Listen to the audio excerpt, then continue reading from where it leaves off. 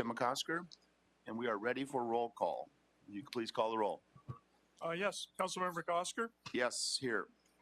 Councilmember Rodriguez, Councilmember Hutt. Here. We have a quorum. Thank you. So we will get started. We have 14 items on the agenda.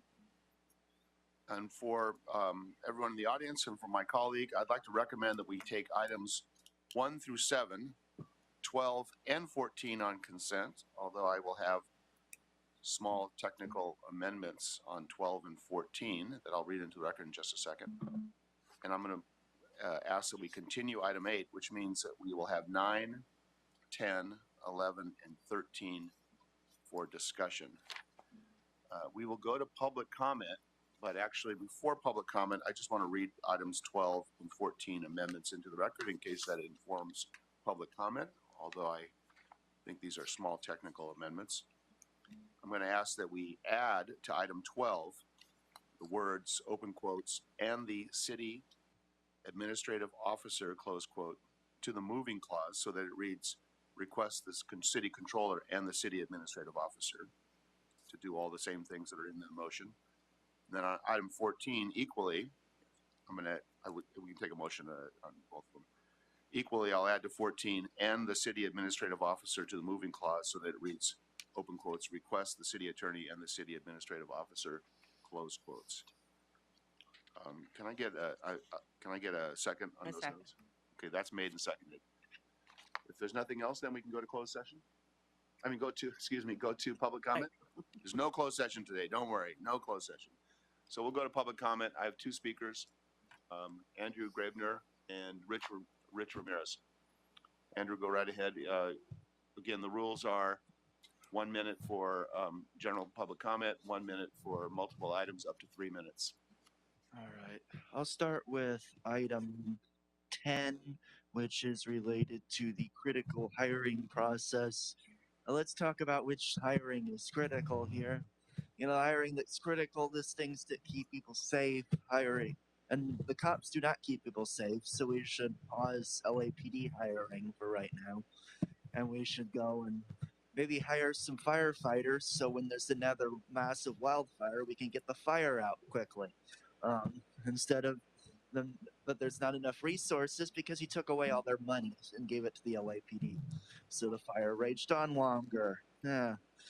All right, we have item 12, which is related to labor agreements. Now, part of the reason we're in this budget deficit right now that we've been in for a while is because the cop's salary was raised too much.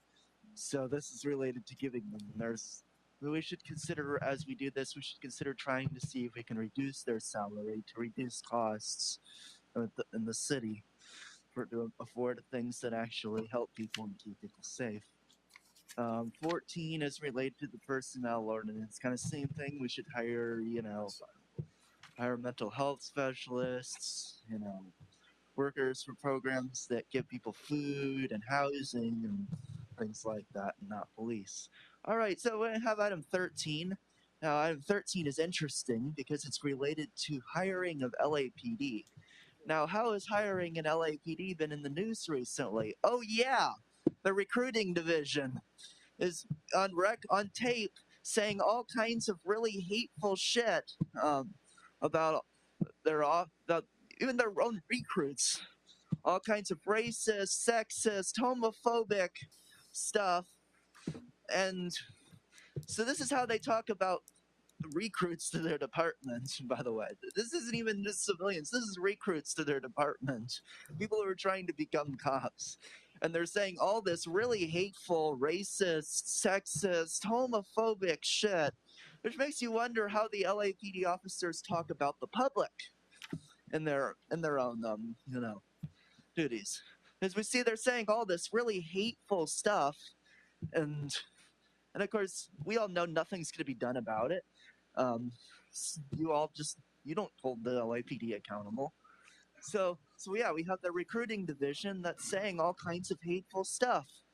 And clearly, none of you are interested in doing anything about it. So I'm guessing all the hateful comments and remarks that go on within the recruiting division and every division in the LAPD will continue because that's what the LAFD is. Rich Ramirez, please.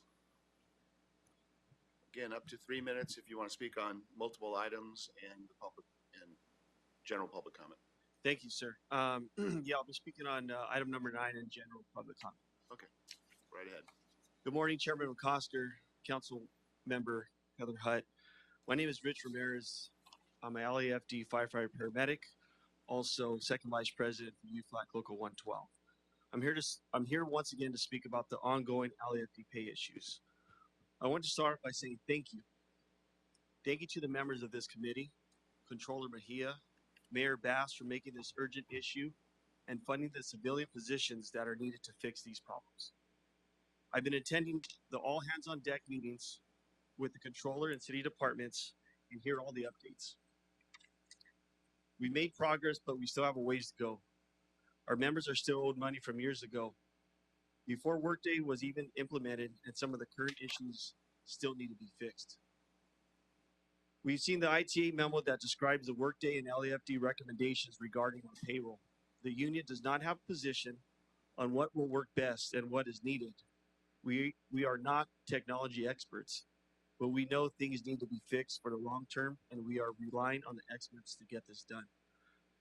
I can tell you the additional payroll staff on loan have been making a big difference, and the 15 positions for the LFD payroll and HR has also helped. We need to make these positions permanent and move forward with whatever is necessary to fix our payroll issues. We aren't asking for any special favors. All we've been asking is for the city, from the city, to pay our members what they are owed. So I want to say thank you for the time and commitment that this Tiger team has put in and all those involved doing this. We really appreciate it. We still have a ways to go. Thank you for your time. Thank you. Thank you for being here and for serving in that capacity. I appreciate it. Seeing no other comments, folks signed up for public comment. That'll conclude public comment for this meeting, which moves us to the consent agenda. Before I call it, I just want to, for the record, say that we would be moving item 1, which is to approve the exemption.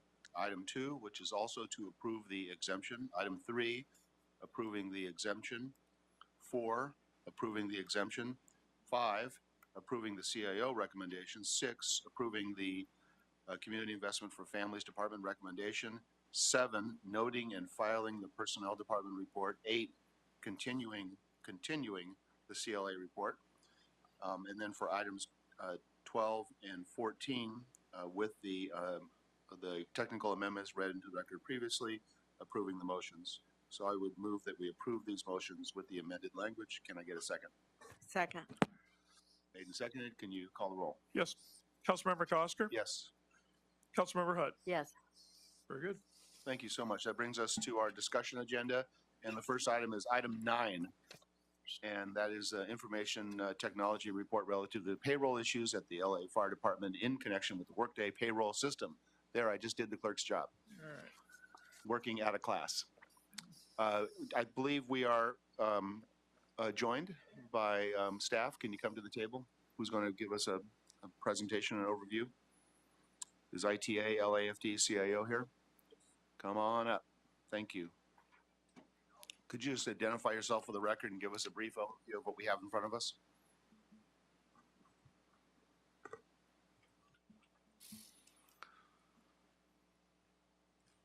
Go right ahead. Good morning. Ed Magos with ITA. I'd like to just briefly summarize a report that was submitted, a written report. This written report is done in conjunction with ITA, Fire Department, and Workday. Some initial analysis has been done. We have been tracking over the course of several of these meetings items that were impacting pay to our fire. There has been a Tiger team put in place now for several weeks. So there are immediate fixes that have been worked on, several of them completed now, that will implement, again, MOU items in other areas. This report, however, is looking a little further down and identifying kind of root cause. Some of that is related to a network scheduling system, this NSS, that's referenced in the report. And I'd like to highlight a couple key recommendations from the analysis provided to us by Workday. after reviewing some of the core functionality in NSS and really at the highest level, the recommendation is to have HR data that is currently managed, some in Workday and some in NSS or other HR systems in the fire department, to really consolidate all HR functions in Workday as the master or system of record. That will impact things like managing certifications, bonuses, and other types of information that do impact pay and how pay is calculated. Additionally, moving time tracking and absence, so tracking things like vacation, sick time, and other items, again, into Workday as the system of record will help ensure that any issues around pay are caught immediately, especially if time off requests are made and the balances are not calculated immediately. It will help show anybody what's available to them with regard to sick or vacation, etc. So some of the things we see today is a lack of connected validation between NSS and Workday, which then requires retro or correction payments after the fact. And so we really want to move to a new setup where Workday is the center and is the system of record. Things are managed in a more kind of real time. And so we're moving away from kind of post corrections and just seeing issues right up front. So that's at a high level, the recommendation. In talking to Workday and what it would take to implement moving all HR functions and time Forsworn into Workday, they really require about 4 more weeks to get a proper cost estimate, because there would be professional services needed to make these changes, and an implementation of 6 to 8 months. ITA has met with Fire. I've been working closely with Sam Hinojosa, and I'll give Sam a chance to also kind of reflect on this report. But essentially, our departments are in agreement that the NSS system is dated. It needs to be replaced, and we need to modernize some of those processes.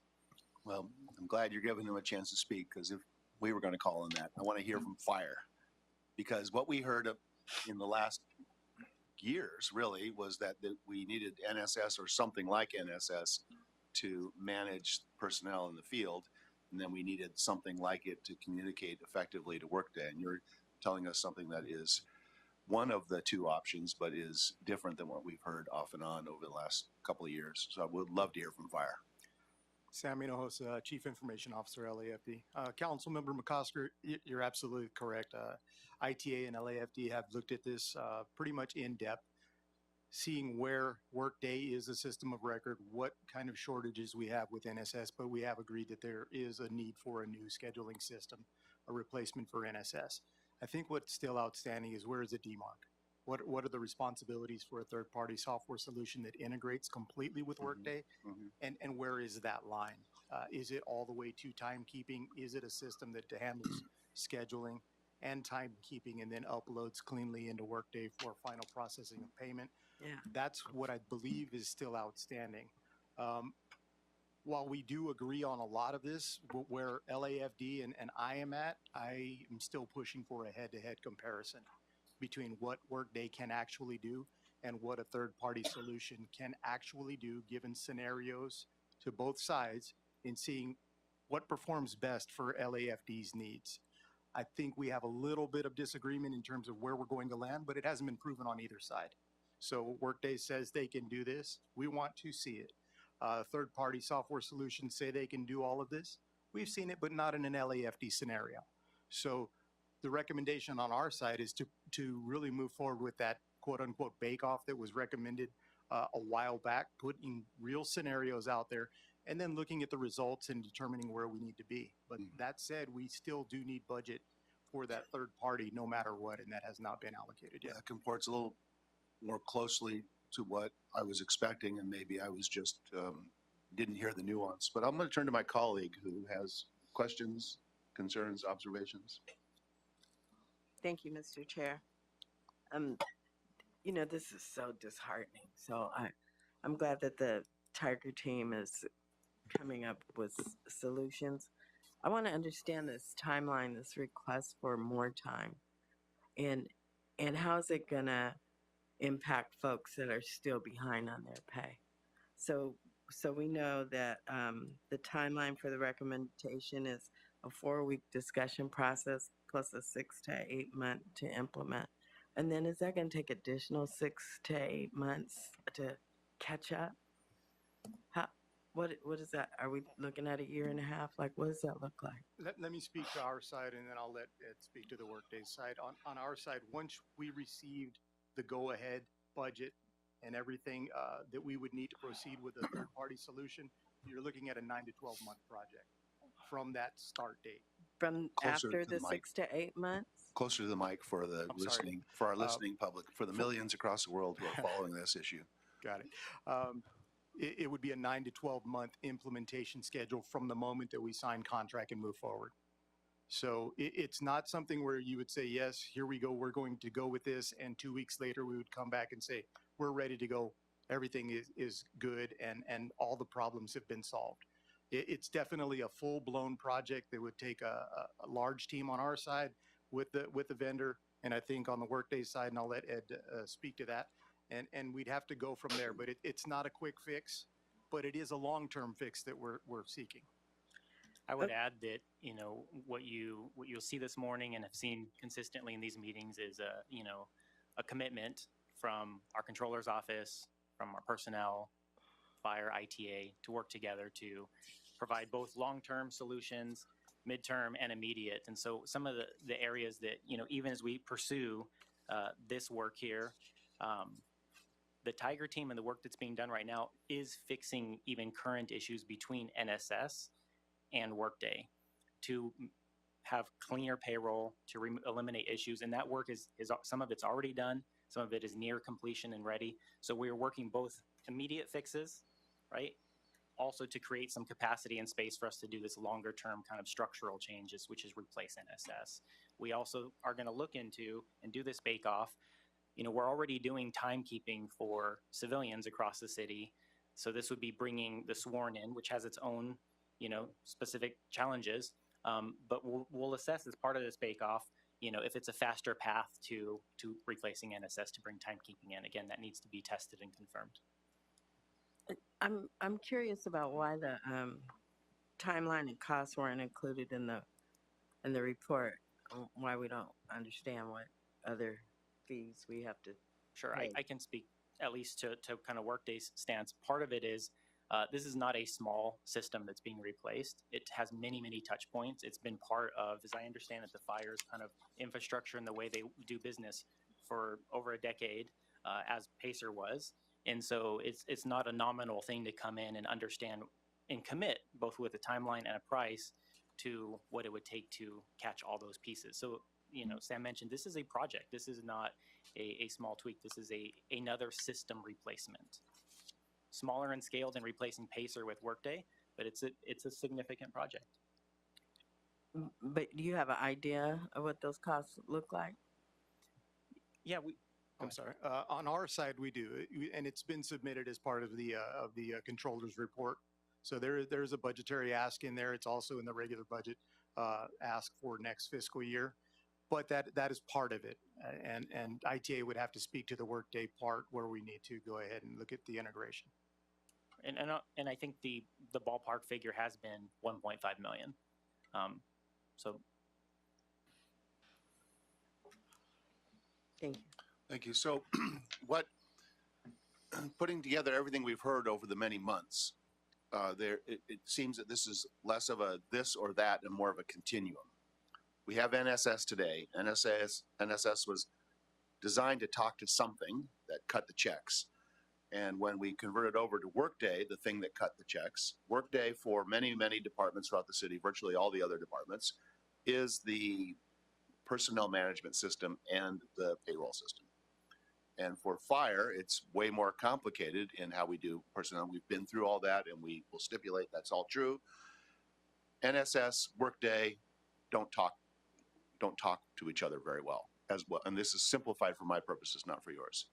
And so rather than saying it's a technology solution that replaces NSS, or it's Workday that does the personnel management system and cuts the checks, there's this continuum somewhere in here. So the bake-off, as you call it, is going to inform us as to if we have something, it will inform us about this. If we have something that replaces NSS, where will it be on that continuum? How much will it do that Workday doesn't do? All the way up to, I would imagine some folks on the Workday side are arguing for Workday doing a lot of the personnel management. And I would imagine folks on the fire side might be saying that we need a product that does a lot of personnel management, human resources management, but that it talks to Workday. And so the cost features here are going to be, how much does that thing cost? And I know we have a number. We have an envelope in which we would fit the number. And then we also have, we certainly have fixes to Workday, regardless of where we are, regardless of whether Workday takes on a lot of this or takes on a little bit of this. I see heads nodding. Is everyone in agreement we're there? May I add one nuance to that? Part of this bake-off and part of this assessment, if NSS is doing 10 things and we say, 6 of these need to go to this third-party system related to scheduling and 4 of these would come into Workday, or however that analysis lands out, we need to, and we are collectively looking at what is the ongoing support and maintenance of these multiple systems going Right. to look like. When we say accurately that NSS and Workday are having trouble talking to each other, at any given moment they're sharing accurate information. Right. The thing is, we are a constantly changing and evolving organization. So then when new MOUs are done, when there's agreements made, when there's anything that needs to be changed, Yep. how do we make sure that we are changing the right system? And that's where that concept of system of record is so important, is that we need to architect our future such that it's sustainable, so that we don't have a short moment where everything looks good and then the next change in our system brings us out of sync again. And that's Right. ultimately what we've been seeing since we launched, is that having NSS and Workday configured to stay in lockstep has required quite a bit of effort. Right. So if there's a technology solution that's outside of Workday, and it feels very much like that's where it's heading to me, then it has to be a solution that has efficient, easily manipulable input, and so we can get all of the complicated MOU stuff, because that will not go away. This MOU is complicated, the next one will be complicated. That's just the way life is going to be. And we have to make sure that that flexibility in this document, in this thing, fits, it has flexibility for talking back and forth to one another in Workday. And I say this as knowing nothing about the technology, I'm trying to picture The concept's correct, yes. as if these are two entities speaking to one another. Here's the thing. There's 6 of us who care about this conversation right now. There are thousands of folks who don't care as long as their paycheck is right. I mean, literally don't care. They just got to open their paycheck and got to be able to, make the car payment, make the house payment, get the braces on their kids. So are we keeping sight of the fact that this is an important but almost academic exercise? Because tomorrow and next month and next year and next MOU, the checks have to be right. Is that at the forefront of what we're doing? Yes, Mr. Chair, Ted Ross, General Manager with IT, and I came to the table exactly for the reason that you're describing. The North Star in this entire conversation are the firefighters and others who both spoke at this committee and who aren't at this committee and are impacted. I think it's worth noting it's easy sometimes in technology to make it a technology conversation. They were describing issues 5 years ago, which well preceded Workday and its implementation. So I think the short answer is there's additional staffing to help resolve issues now. There's process changes to help make it more accurate and more timely. And in addition to that, there's a technology conversation to help solve those issues. It's a multi-prong approach because the problems are coming from multiple areas. So the context of the last 10 minutes is a technology conversation. And I wouldn't want us to hang our hat to say, once we get the technology fixed, everything else is fine. There are staffing issues with fire that are getting addressed. There are process issues. So there's multiple causes, but when it's all said and done, it's about people, it's about accurate paychecks, it's about paying their bills.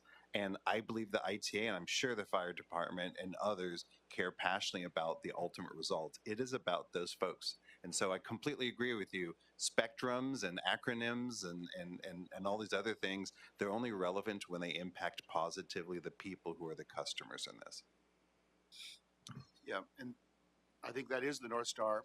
And then secondly, we need to make sure that this is not there's no blank check out there. We have to come up with the most cost effective. We have to come up with the most effective system, but it also has to be as cost effective as possible. And I realize moving on that spectrum probably affects cost. And on the workday side, I mean, I think I said it before, and I know my colleague agrees with all this. I'm not interested in writing more checks to Workday. I don't think anybody in the city is.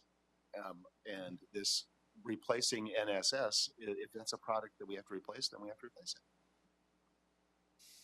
And I really appreciate you, colleague, for sort of centering us on this. We can't lose sight of the fact that this is a disappointment that we're here today, but we do appreciate everybody working so hard on it. Sure. So with that, I'll move we continue this item and instruct ITA and CAO and Fire to work together to report on the fiscal impacts of approving the recommendations for the LAFD payroll system as described in the ITA report, as well as whether any of the recommendations should have been implemented under the original Workday contract. That's code for we're not paying more money, or I don't want to pay more money. Guys got it? Everybody good? Yes. Thank you so much for your hard work on this. Please call the roll. Yes, Councilmember Cosker, Yes. Councilmember Hutt. Yes. Thank you. Can you read item 10 into the record? Item number 10, CO reports relative to prioritize critical hiring process updates for the period August through December 2024 and January through February 2025. Thank you very much. We're joined by the CAO. Thank you. Can you identify yourself and give us a brief overview of what we have in front of us? Sure. Thank you. Ben Seha with the Office of the City Administrative Officer. Before you are multiple months of reports relative to the prioritized critical hiring, as far as what have been submitted by departments, what has been approved, and what, if anything, has been denied. Rather than going through those months and months of data points in front of you, yeah, I really just wanted to make two statements related to PCH as we're kind of approaching. I'm sorry, I didn't hear that. I'll say rather than going through every line of data in the reports, I really wanted to make two main points relative to where we stand right now with PCH in the greater context of our city's fiscal position. The first is that we're at a point where, as we have described in the most recent financial status report, there's a sizable budget gap in the current fiscal year where that FSR identified solutions for, but still did not close that entire gap on the overspend. On top of that, the controller issued a revenue report for the current fiscal year that, in essence, showed us short on revenue targets for the year of about $140 million. So given those two kind of massive issues for us remaining in the current fiscal year, what I want to make sure I send this message out to departments and to the council is that the PCH will not be going away, in the current fiscal year. So, I know there was a desire early in the year as to when PCH may go away this year, and the truth of the matter is that we don't see it. At least our office does not recommend PCH going away in the current year. The next thing is, as you see in those reports before you, we had been making, the PCH committee had been making approvals for departments to fill positions. And in fact, over the last several months, had approved some longstanding holds that were in place for some positions and allowing those departments to move forward with the hiring process for those. But as we stand today again, and with the mayor's proposed budget due out in about a month, I could also say now that we're going to be taking an even more focused look at what's before the committee within the context of the criteria for hiring. Obviously, looking at public safety positions first, looking at positions that are needed for fire recovery, looking at positions to support established summer programs that are coming online that need to start the hiring process now, But other than kind of those three main areas, that's for now. We really will be taking a very, very focused look as to what exactly can be approved for the remainder of this fiscal year. It's a very tough position for the city to be in right now. And if there's going to be any drastic budget reductions in the proposed budget that's due out, we don't want, decisions by the PCH to conflict where those reductions may be coming from. Thank you. So that was kind of a gentle way of saying that PCH we were carefully considering hiring. As initially proposed, it had relief valves for some certain issues, and we were moving slowly and carefully on others. And what you're saying is that, and the numbers seem to bear it out, is that though it's not a hard hiring freeze, the positions are hardening a bit. I do want to, it is getting harder. I will be truthful. It is going to get harder for departments to get items approved as we're, again, dealing with the financial issue. I do want to say, though, there's a lot of cases out there where, it's an incumbent in a position and the request is to allow that incumbent to promote within that same position. So some of those will continue to be approved because it's not a new body coming into a position. So in those cases where there are kind of people already in a filled position and it's a matter of making a change where, somebody that has earned a promotion actually gets that promotion, we will continue to allow those to come in to get approved, sometimes at the administrative level, and sometimes if they require PCH approval, those being looked at, because at the end, those are marginal cost for when there's somebody already in a field position and it's a matter of an emergency appointment, getting a permanent appointment. Those I think are going to be looked at favorably, as we have been. But it really is for those positions that have become vacant or that have been vacant for some time, again, looking at holding those positions vacant for at least to see how the proposed budget shakes out. Yeah, thank you. I have a couple more questions, but colleague, do you have any questions on this? So, thank you. So, as I look at this, there's so many questions that I have, but I think I understand what some of your responses will be, and let me back up and say thank you for addressing the issue of when the PCH will go away, because I think I've been a primary proponent of making it go away, of hoping it could go away. I do understand the position the CAO is in, and I also do understand that as we get closer and closer to a release of a budget, it's important to see what the budget proposed is by the mayor and what our responses are, and that is the right time to harden some of these positions so that we don't, compromise where we can come out in the budget. I understand that. Very reluctantly, I understand that. I want to ask about one thing in particular, though, and your numbers might indicate that we are considering the issue of part-time hires in rec and parks. We're coming up on the summer, coming up on summer night lights. We're Yes. up on all of the things, and there's a lot of requests submitted by rec and parks, and it does look like a big chunk of them have been approved. Is that generally part-time positions for summer service? Yes, and in fact, those numbers may not be telling the kind of the full picture, because a lot of the requests for the summer programs are just coming in now. So we're getting requests from Cultural Affairs, from Recreation and Parks, and Zoo for their summer programs. You won't see them in those reports because, like I said, we're just looking at them now in the month of March. But there is a direction from the committee that, these are established summer programs that at a minimum, need to continue operating. And so we are looking at those favorably with regard to allowing those departments to continue those programs. We are looking at them as far as, is there a lower number that can be approved to continue operations? Like, what is that number? So there is some back and forth that will occur, but we do understand the importance of the summer programs. Okay. Well, this is really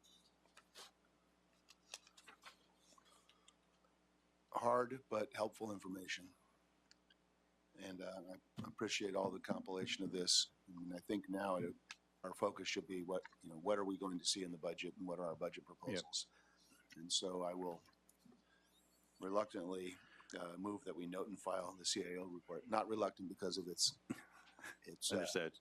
its accuracy. I believe it's accurate, and I understand what you're saying, but I do think it's fair for us to take a deep breath and get ourselves ready for the next budget cycle.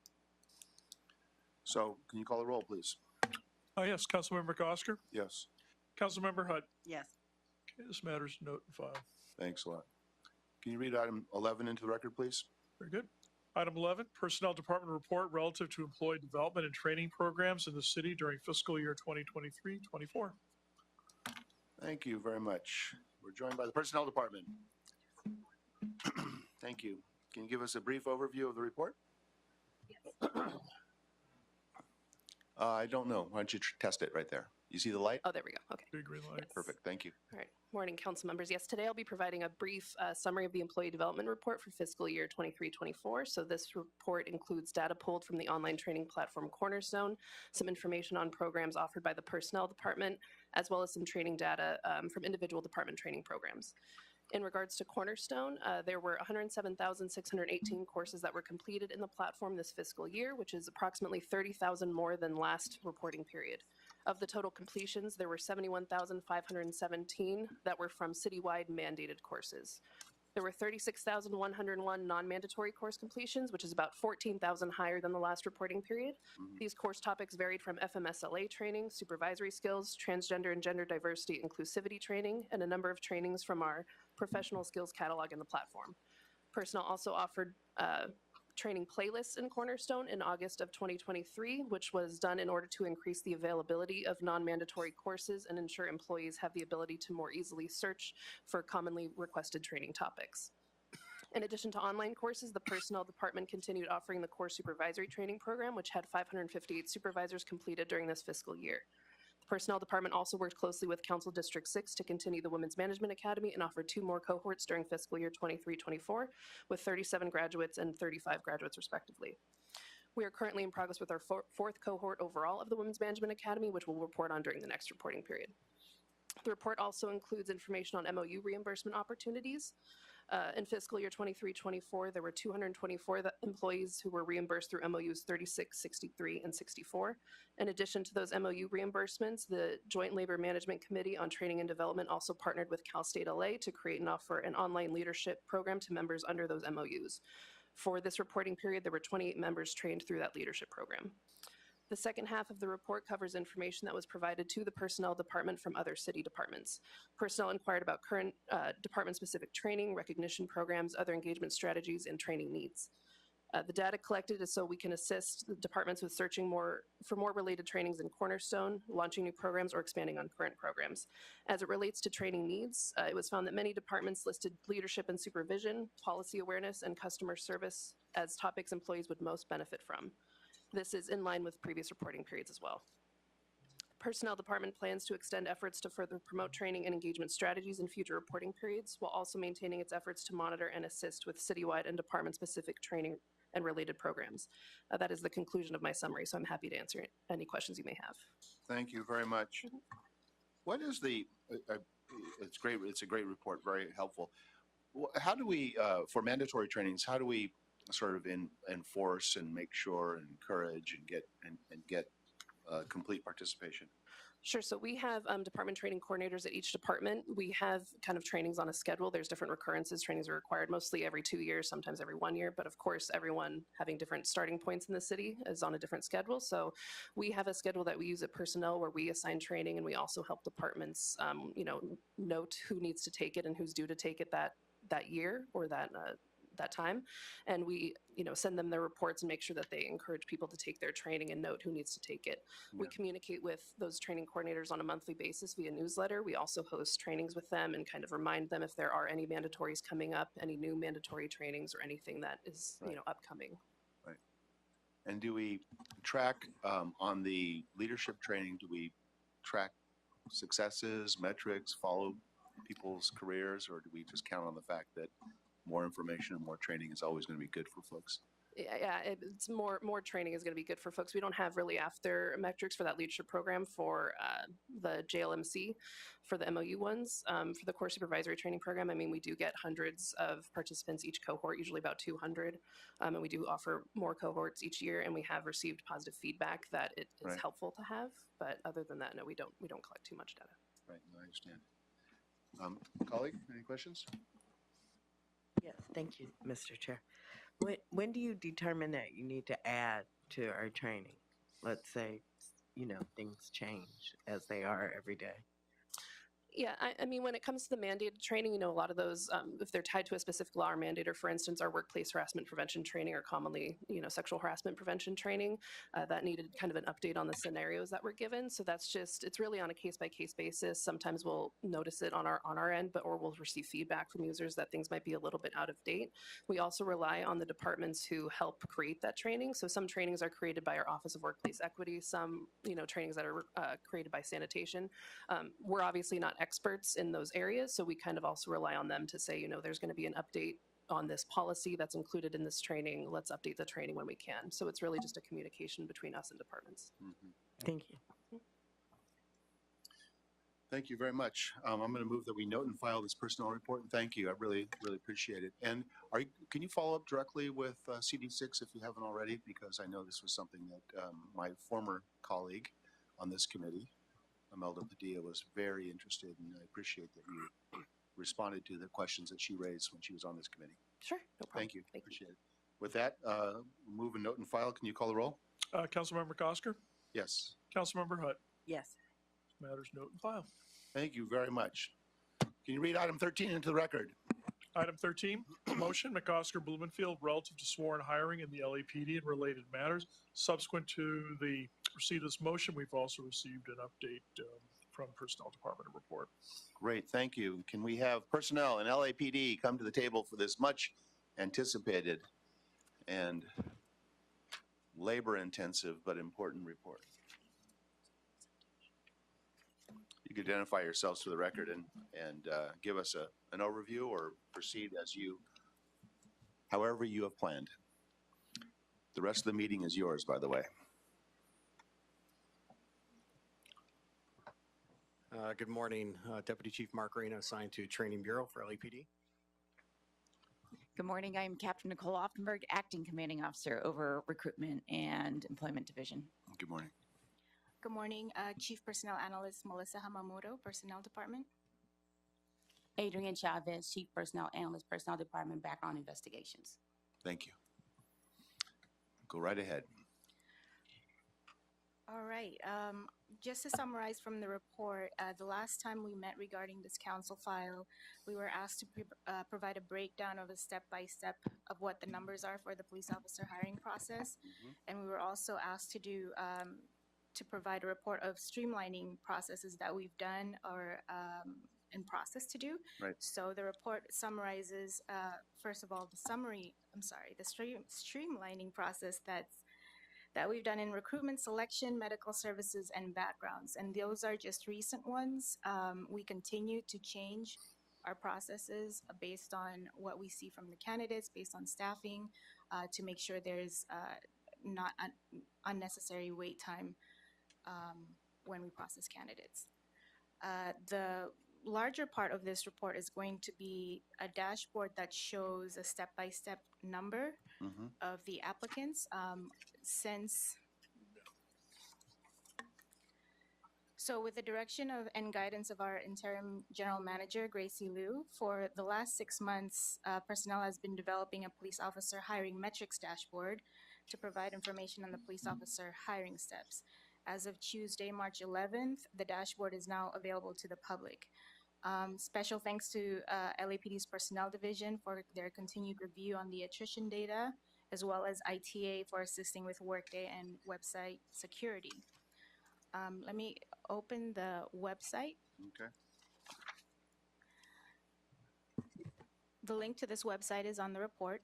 I'll try to be as quick as I can, so there's going to be room for Q&A. Personnel Department police officer hiring metrics, site overview. This data is extracted from MyPD candidate relationship management and Workday human resources and payroll system. The data on the dashboard is updated weekly, reflecting the changes in the police officer selection process, hiring, and attrition. Now, our goal is to make this dashboard update nightly. Recently, we found that there's additional steps that we need to do to make it automatically update nightly. So once we can figure that out, and we'll change the website. We'll go through this dashboard right after we're done with some disclaimers. So the dashboard that we're presenting is going to include application, testing, and hiring for both police officer and police specialist, which is a lateral classification. And it also includes candidates that applied for multiple agencies within the city, airport, and port. So these are candidates that applied for LAPD only or LAPD and another agency. Mhm.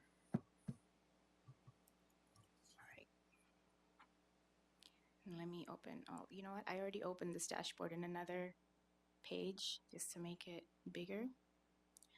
Okay, there's several tiles. If you see in the bottom here, there are several tiles in this dashboard. We'll start from the first one, the executive summary. The data in this dashboard, in this executive summary, this is going to show the number of people who applied within, starting from fiscal year 22-23 to date. So that number would be at the end here, bottom right, which is 1,158. However, if you'd like to see the majority average days it takes and median days for each of the step in between, the top left slider or date fields is date calculations for that is only available for applications submitted on or after July 1st, 2022. These date fields can be changed. Like for example, if we just want to look at this fiscal year,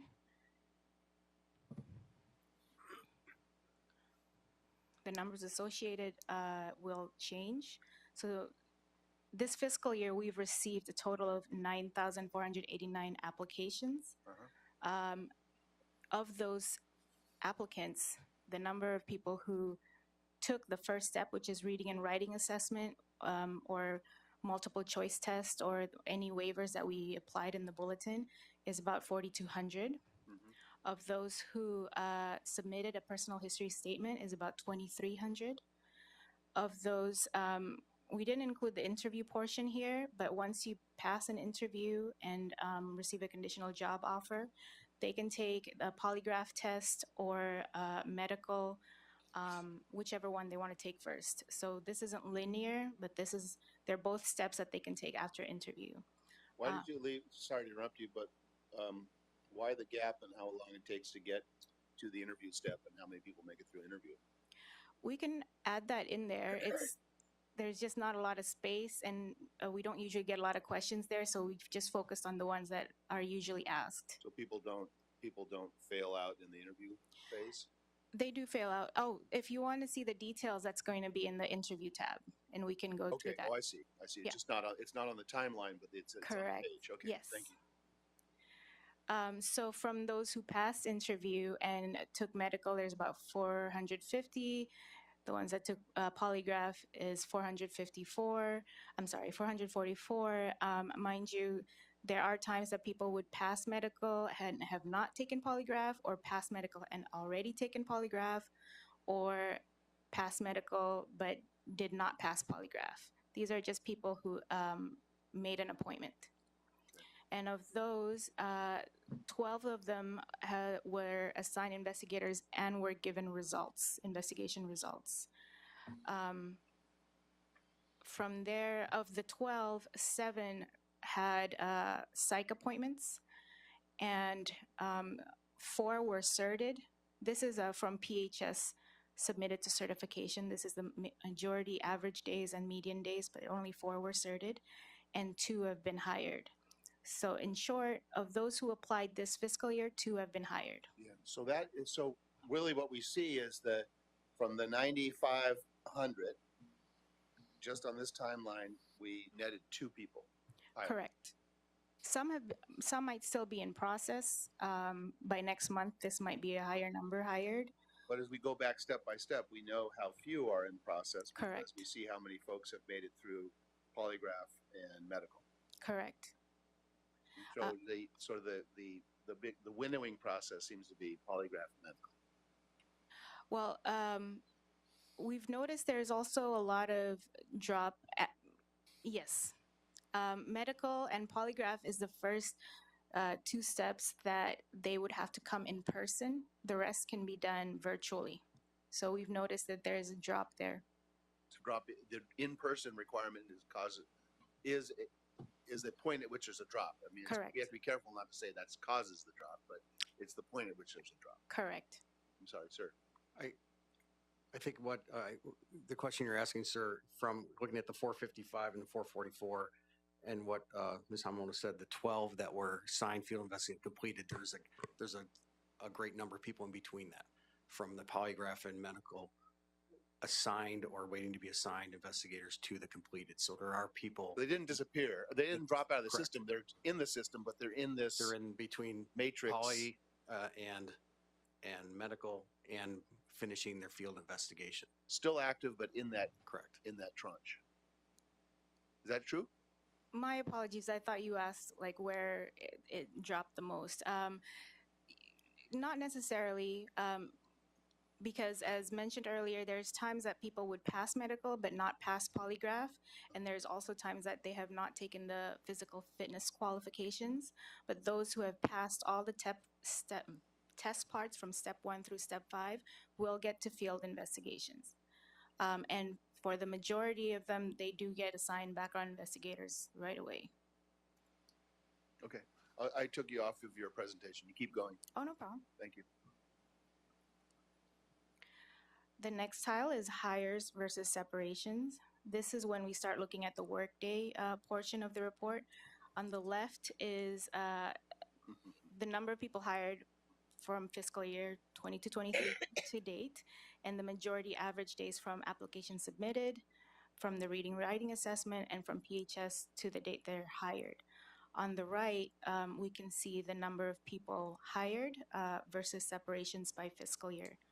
The blue line on the top right box, the blue line are the number of people hired, and the red line is the number of people separated. Do that again. Put the cursor on. Tell us where that is. The blue line right here is the number of people hired, and the red line is the number of people separated. Thank you. Sure. And the bottom right would be the reasons for the separations based on what's entered in Workday, whether it's retirement, resigned. Just a little click. You can click in any one of them and it'll highlight what you'd like to see.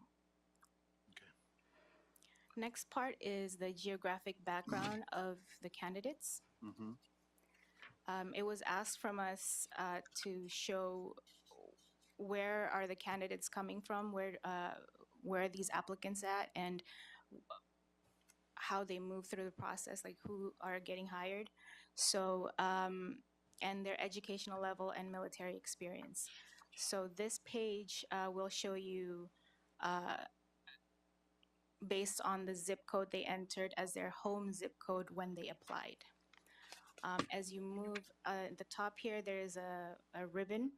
As you move through the ribbons, it's going to show you the number of people that are in the process, where their homes are in the map, all the way till when they're hired, and what their educational level and military experience are.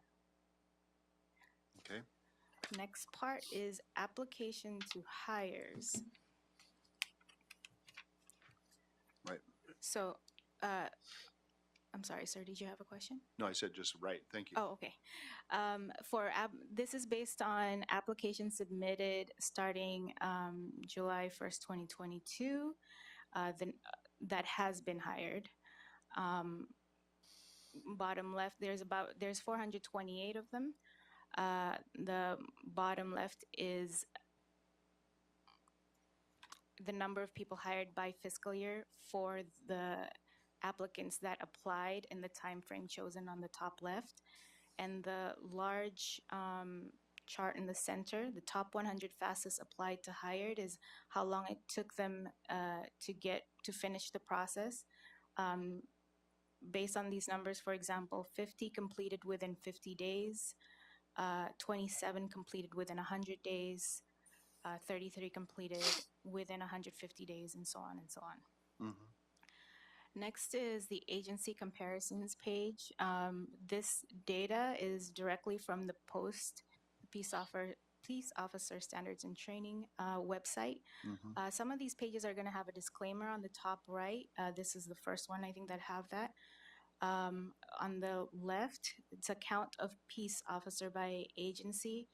The highest number of sworns are Los Angeles County Sheriff's Department, and then after that, LAPD, and then after that, CHP. If you click on LAPD, you can see on the right side, hires and separations by agency and year. The number of the hire count, one second. The hire count, LAPD from 2021 through 2023 are one of the higher count. They have the highest hired numbers, except for 2024, it looks like CHP has the highest number.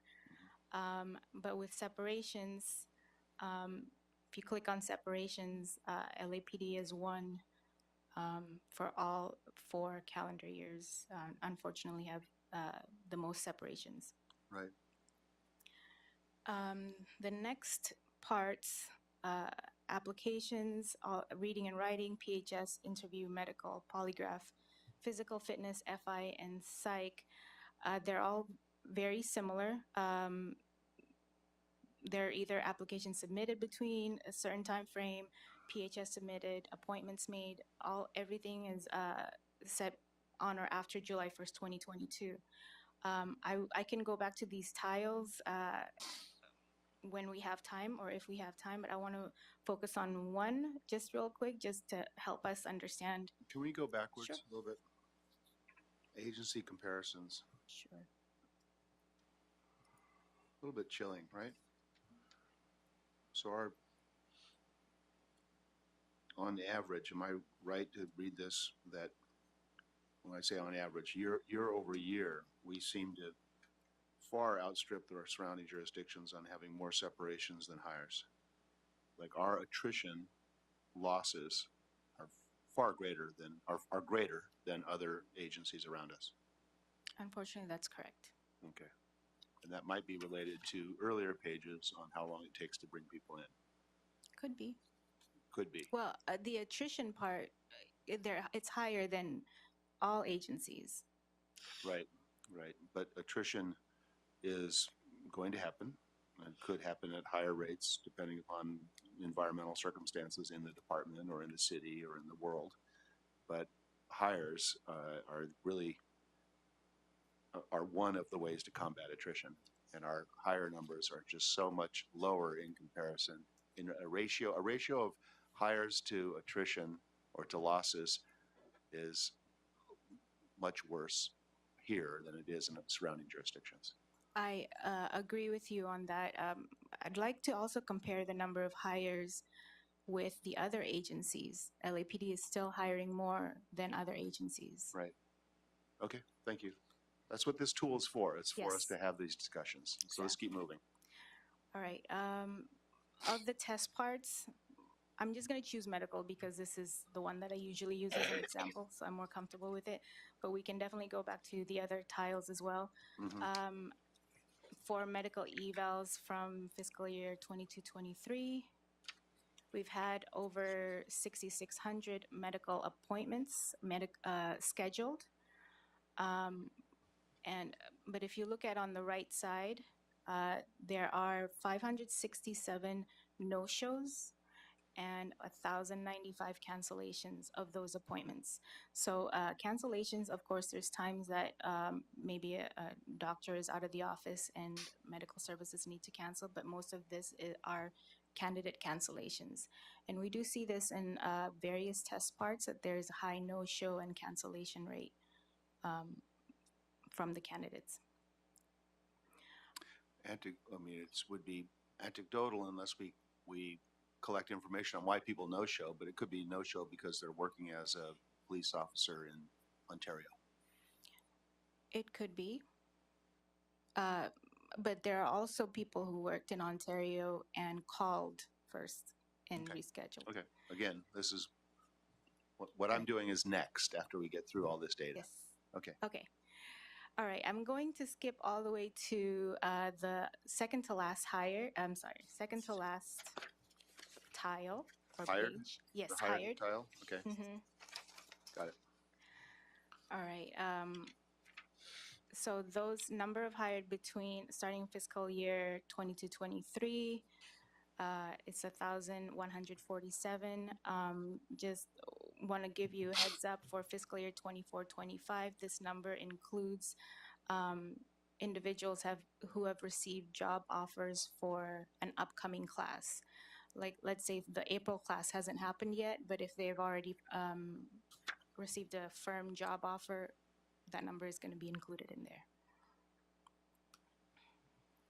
Okay. And then the last but not least, is the separation tile, and this is all the data from Workday.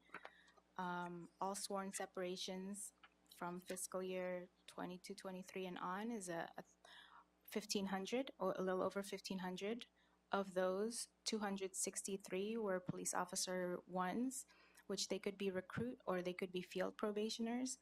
But the ring right below that number in police officer one separations, within 16 months, 155 have separated. And this is our way of estimating of how many of those P1s were still in the academy when they separated. It's within 6 months, right? Yes. Yes. Okay. I thought I heard 16. Within Oh, 6 months. So, correct. so the darker blue is within 6 months, and the other is beyond 6 months, but they're all P1s, which means nobody goes beyond. What's the end? What would be the longest period for a P1?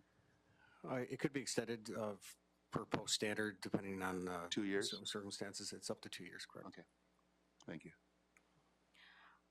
That is the last tile that are, very different. Do you have any questions? Is there any tiles that you want to go to?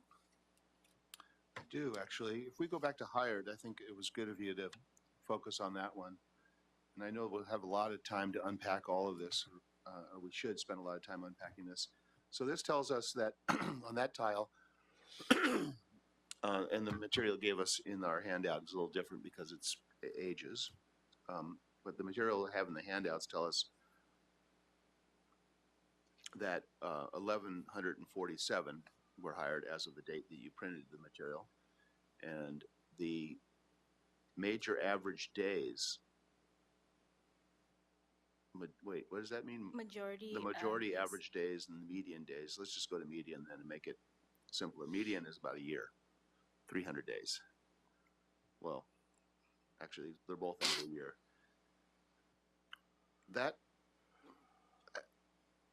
That seems like a long time to get through the system. I mean, I think it sort of begins there. How long does it take for folks to get through the system, and backing up whether or not that's the reason why we have so many folks not showing up for medicals, and why we have these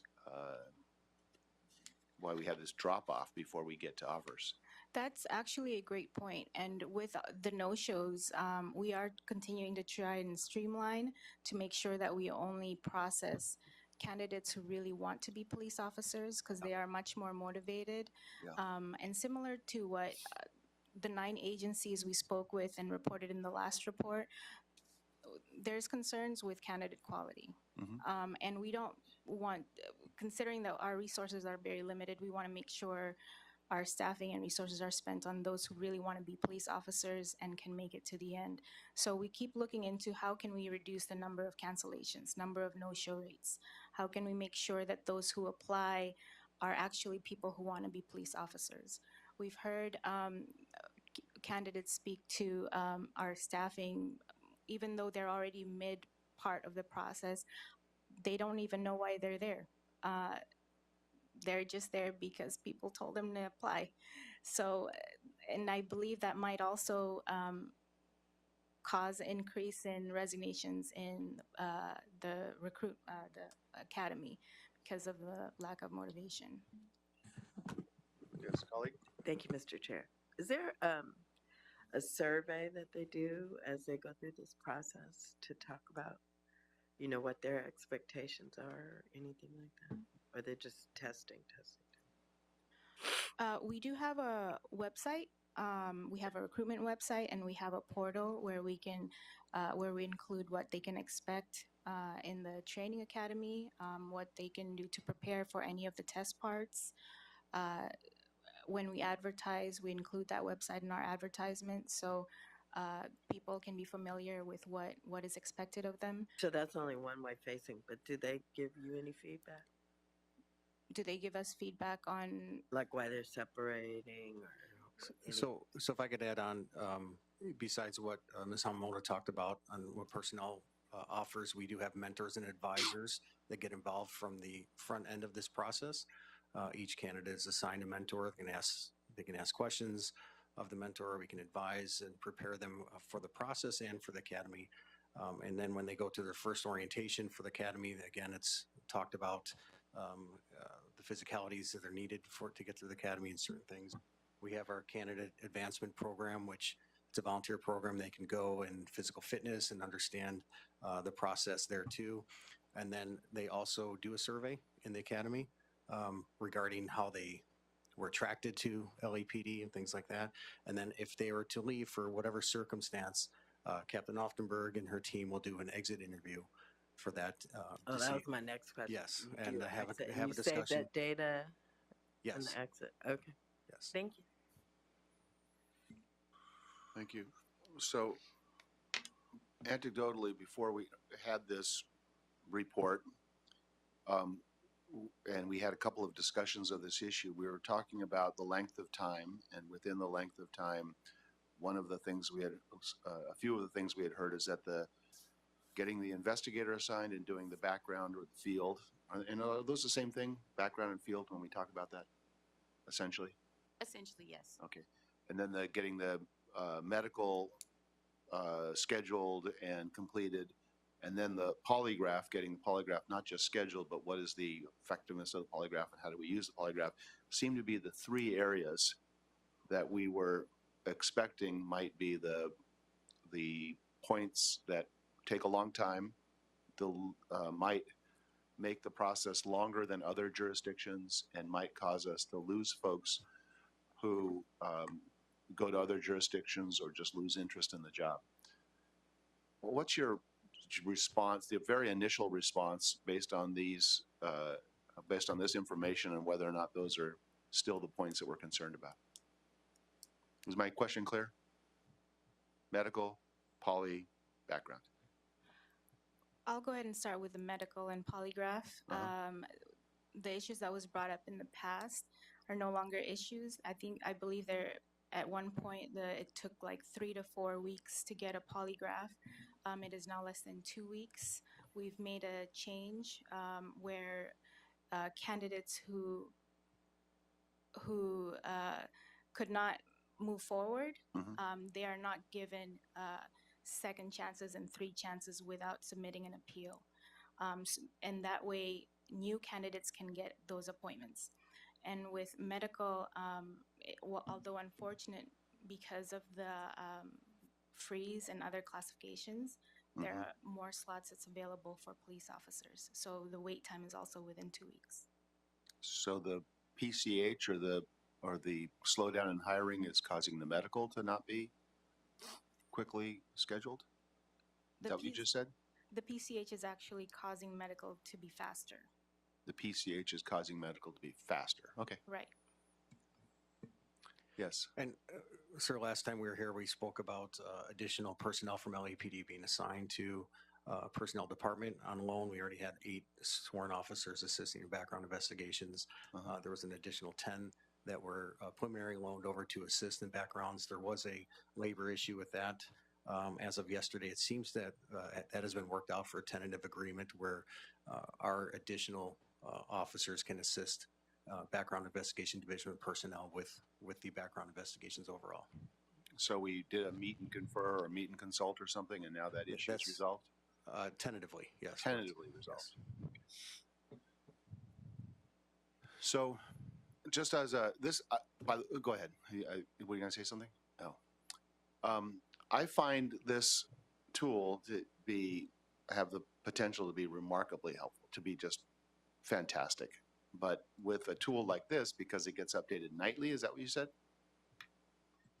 Right now it's weekly, it's going to be nightly. Okay, it's weekly today, it's going to be nightly, and a tool like this just tells us how we are doing, whether or not we are first identifying issues that are either slowing us down or are ineffective or are, helping or harming the process, and then addressing those issues one by one. Does the tool tell you anything as of today? I mean, I would like to get a reaction both from personnel and from LAPD. I'm sorry, does the tool tell us? Is it telling us things, is it identifying for us areas of improvement, areas where we could speed up the process without harming the quality of the candidates that we're making offers to?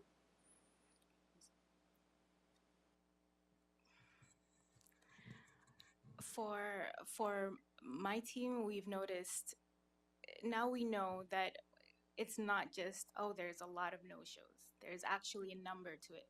There's not just a lot of cancellations. There's actually a number to it. And even in polygraph, 4,000 appointments, 143 no-shows, 243 cancellations. That needs to be fixed. And it also helps us understand that although there's a high number of people that's scheduled, that's not necessarily the number of people that we serve, because we keep seeing the same person over and over again, keep giving them chances, even though they're probably not going to be a police officer later on. Right. So we're going to, that's where we're trying to focus on, is to give those slots to people who want to be police officers. Okay, so we're using up, there might be a point there in the polygraph where we're using up slots and times and human resources on folks that we know are not going to make it through the process. Correct, and that's where we changed, well, we've already started it, but it looks like that's helping to change the selection process. What does LAPD, how do you react to that? We like this new tool. It's good to see the numbers. Before we just had almost like an Excel spreadsheet with numbers. This also gives you that average timeline too, so we can set goals off of that. For example, if you're looking at field investigations, my numbers may be a little different. The majority average day is 117. Can we set a goal to try to get that to 85 or 90? That gives us something we can work with, an idea, instead of just wondering how long it is. Right. So I think it's a great tool. For example, the no-shows. If we see that high number of no-shows, what can we do to assist in bringing that number down and making sure that people do show up for those appointments and we're not wasting time? So I think overall the tool is great, and it does give us those numbers to set those goals in each of those categories. You have something? No. If I may. Yes. So we do have a goal in background investigations to get candidates through. However, we also have to realize that with post adding additional requirements and things that we need to do, we need to readjust our goal. It has been 90 days or less, and we've been pretty close to it. Taking into consideration the more checks that California Post now require, we have to be realistic in setting a goal for our staff to get that done. Considering candidates that make it through the process have the potential to be hired. We want to make sure that we're properly vetting those persons. No, I appreciate that. I mean, we want to make sure that we are having the process move as efficiently, expediently as possible, but we do not want to diminish our ability to identify good candidates and then identify candidates who should not be police officers. Thank you. Totally understand that. Appreciate that point. Yeah, and just to add on, for example, in the polygraph is, those are our polygraphers for LAPD that do that. So if we see there's some type of slowdown, there's some type of Yeah. delay, then we can work with our technical investigation division with Detective Bureau to see if we can assign additional polygraphers. Is there overtime available? What can we do to have more appointments to speed up that process? So the tool shows you that, and we can work with that to bring those realistic goals and to bring those numbers down and to shrink that time. So. So on the sort of the big picture of the world, I mean, there are reasonable folks out there who say, well, people don't want to be police officers anymore. And then the new reality is that it's going to be hard for us, any agency, to hire folks to be peace officers. And there are folks that say, no, that's not true. There's a lot of folks that want to be police officers. We just have to, identify the right folks and move them through the system correctly. And I will say this tool is the beginnings of us being able to answer that question, but it's not clear to me because I see gigantic numbers, 9,000, 10,000 folks that want to be officers. And then you see, but do they really?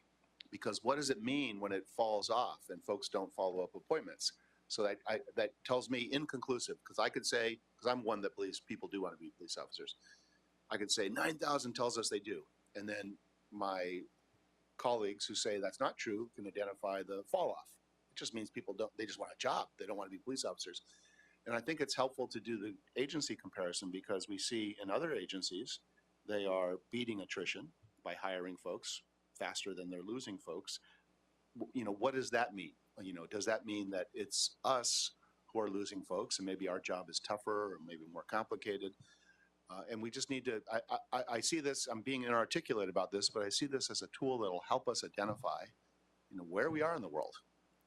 Are we going to double down, as I hope, and invest in public safety, or do we see the reality is that folks don't want to be police officers?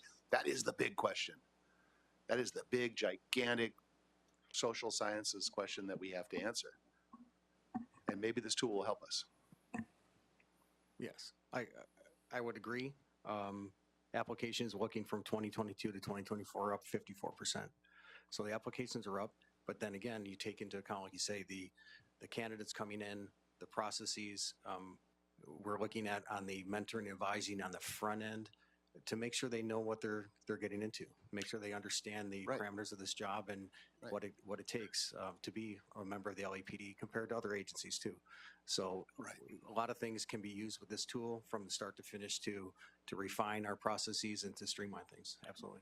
But for the folks that fall out, are they becoming police officers in Ontario or Santa Monica, or are they becoming, pile drivers and iron workers or lawyers and doctors? What is happening in this system? And I think that will inform how we invest our dollars and how we address public safety in the future. Yes, ma'am. On part of the exit survey, do you talk about folks what their other goals are or what their other career pathways are? Is that a part of the question in the survey? It absolutely is. 59% right now leave for personal reasons, whether they're not fit enough for the academy, and that's one of our major concerns right now. Currently, I have some that can do 3%, 4% of what we expect out of the physical fitness test, which is not acceptable. Others just not prepared, didn't realize what it was going to take, even though we have videos online for them to review. We have our program of physical fitness, but most just not prepared. Then there are a few that state family reasons. Either their family doesn't support it, their family got ill, they found out they're expecting a child. Those are our two biggest ones. The exit interview, as far as what you want to do or what you're going to do, we're going back to our old job. And then maybe we'll do it later, or I'm going to get more physically fit and I'll come back later. And so then we work with personnel department as to whether or not we're going to rehire, because you didn't plan in the first place, you didn't prepare in the first place. Did you really want this? Thank you. Yeah, and just also add on, when a lot of recruits who are in the academy or on probation leave for personal reasons, sometimes they just simply say personal reasons. Whether they're going to another agency or not is difficult to sometimes get out of them. But we do find out sometimes later on when they're reapplying that they did go to another agency. So sometimes they just don't want to be forthright in that exit interview that they want to go to another agency. Thank you. If I Thank you. add one more thing. Yes, go right ahead. In regards to comparing with other agencies, we have looked online what other agencies would write as to how long it takes for them to process. We're pretty average if we look at the executive summary, but we didn't want to put anything on here until we can verify it with the agencies themselves, because I understand there are variables involved, like the number of people hired. LAPD does hire a lot more, and we're not sure whether the time frame they put online is from application to hire or is it after eligible list. So we didn't want to put anything in here until we have accurate information. Okay.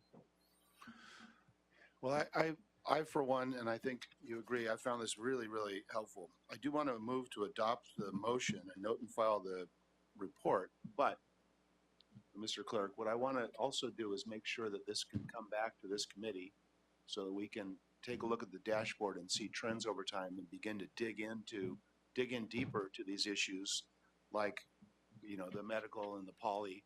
And so give me the best advice. Should I move it on or should I hold it or can I just re-agendize it?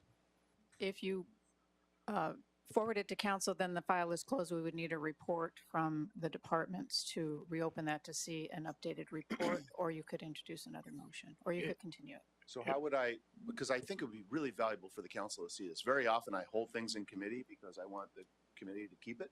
And you've seen me do that a bunch of times, but I think it would be really valuable for the council to see this important work. But I also want to have this come back as a regular item in this committee so we can look at trends and progress. Is that amending the motion? I think Well, normally they would, come back whenever they report and get referred back to committee. The problem is if they don't report back, then nothing happens, and so it's considered closed. So you'd have to do another motion again to put it open, which is unfortunately the analogy is you're kind of jamming the brakes on it, accelerate at the same time. Yeah. We can't. So why I don't we think do this? if a report, if you could generate a report that's just kind of a cover sheet to that printed out, it should be pretty straightforward if you can do it on a quarterly basis. I think that's probably the most efficient way Yeah. of doing it, as long as you would prepare the Is that a new report. motion or is that amending this I would say to matter? have direct the personnel department to report quarterly on the status of the. Okay, so then I move that we adopt the motion, note and file the report, and direct personnel to report back quarterly on the progress of the dashboard. Does that make sense? That would be the most And if LAPD would return on those reports when we have them in this committee, that would be helpful. That'll be the order of the day? Can we Very call good. the roll? Councilmember McCosker, Yes. Councilmember Hutt. Yes. Do you need a second on the motion? No, there's a committee you don't require. Is the report back? Okay. Thank you very much. I really appreciate this. I feel like we are making progress towards understanding what's happening. And we can address it as the council deems fit in its own personnel decision. I know where I want to go, but let's get the information so that we have an informed decision. Thank you. And that clears it, as Mr. Chair.